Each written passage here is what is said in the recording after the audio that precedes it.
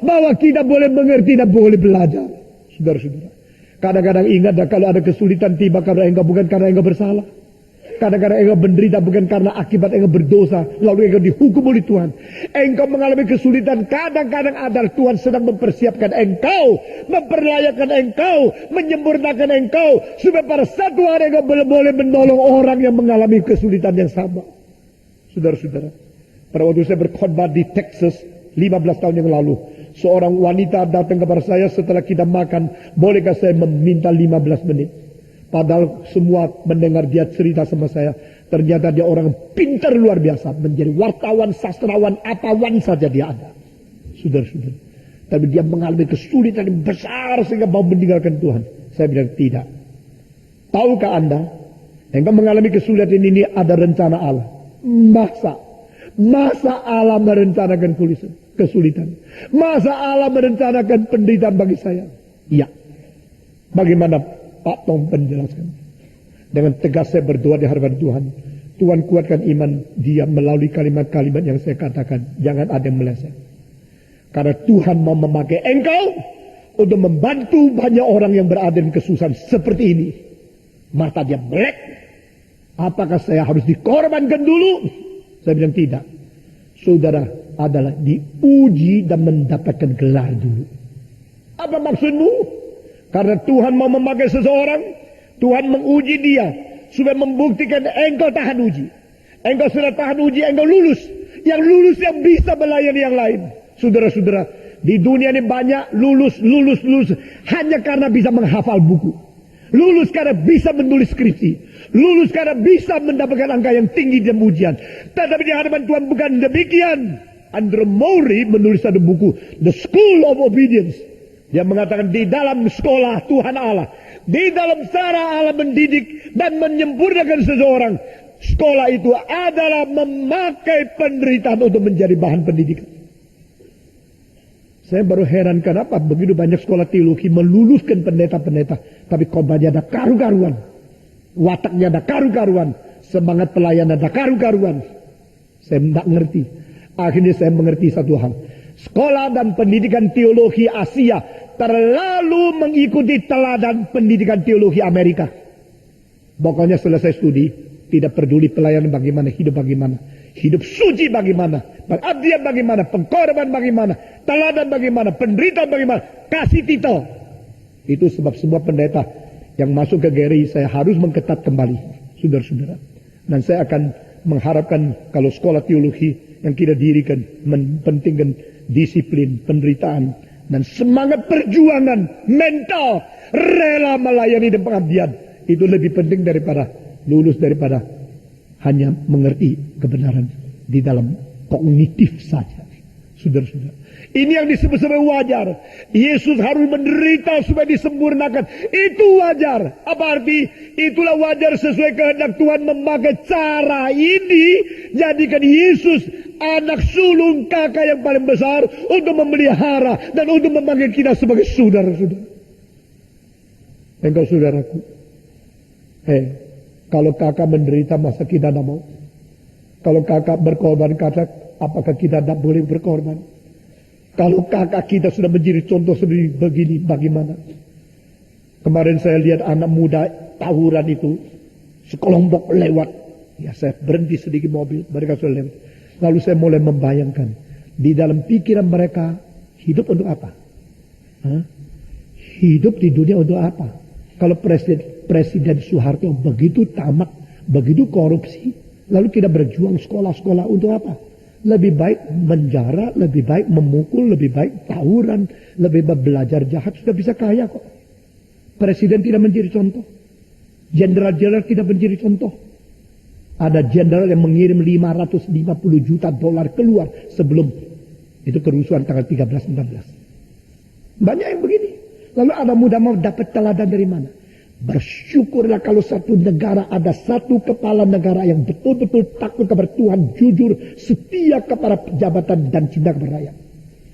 Bersyukur kepada Tuhan kalau ada pemimpin-pemimpin yang menjadi teladan di mana orang-orang begitu memikirkan dia langsung membereskan diri.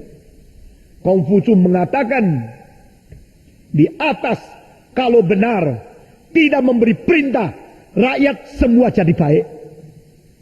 Di atas kalau tidak beres, bagaimana kuasa pemerintahan ini dipaksa tetap rusak rakyatnya. Ini dibicarakan 2500 tahun yang lalu.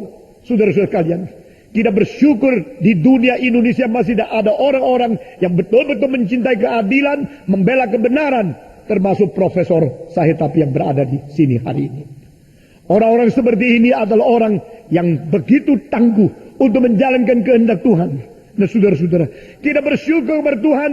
Orang mengatakan engkau boleh menikah lebih daripada satu, sendiri menikah lebih belasan kali, termasuk mendapatkan istri daripada orang yang paling dekat daripada dia.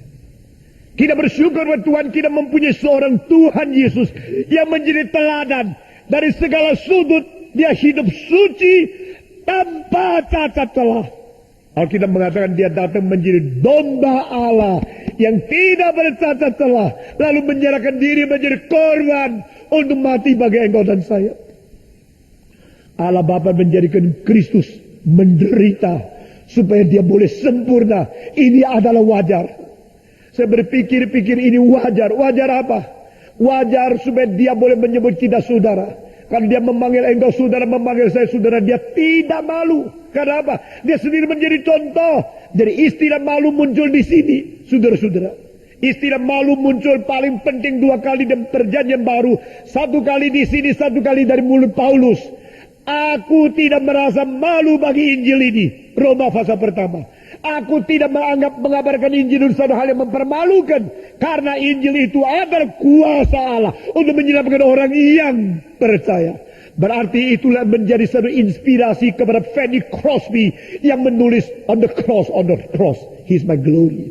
Saudara-saudara, Yesus adalah kemuliaanku. Salibnya selama apa? Mulia. Itu adalah perubahan daripada inspirasi. Aku tidak menganggap salib Kristus itu malu. Dirubah menjadi, aku merasa salibnya itu mulia. Salibnya selamanya mulia. Saudara-saudara, karena apa?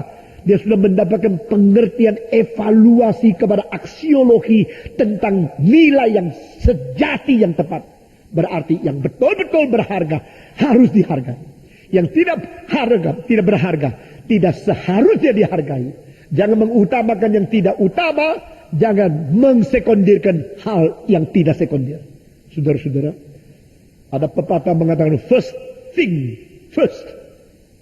Yang utama diutamakan.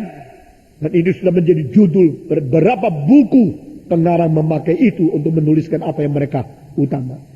Apa yang menjadi first thing, apa yang seharusnya menjadi first, yaitu mengutamakan kehendak Tuhan Allah. Yesus berkata, aku datang menjalankan kehendakmu.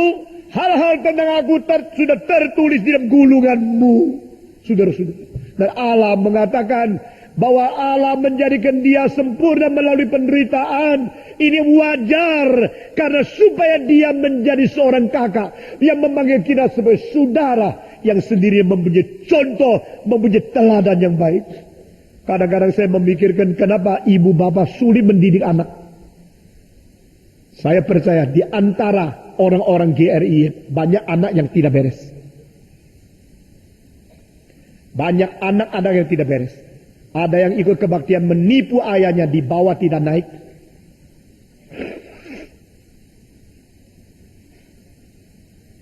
Ada yang sebelum nikah sudah naik ranjang. Saya tidak kata orang di sini baik. Banyak yang belum beres.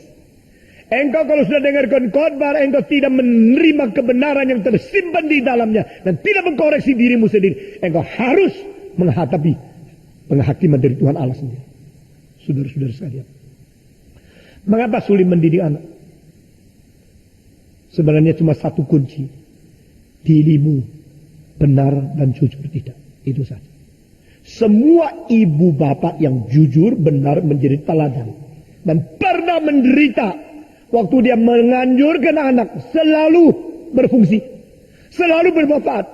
Tapi ibu bapak yang tidak pernah menderita. Taunya ngomel, taunya kritik, taunya marah-marah. Makin marah anaknya makin rusak. Karena apa? Dia cuma dengar dari kalimat. Dia tidak lihat daripada teladanmu. Saudara-saudara, itu sebab saya berkata kepada anak-anak muda, khususnya kepada anak sendiri. Kalau engkau sendiri sudah pernah menderita, itu akan menjadi bahan pendidikan engkau untuk mempengaruhi anakmu lagi.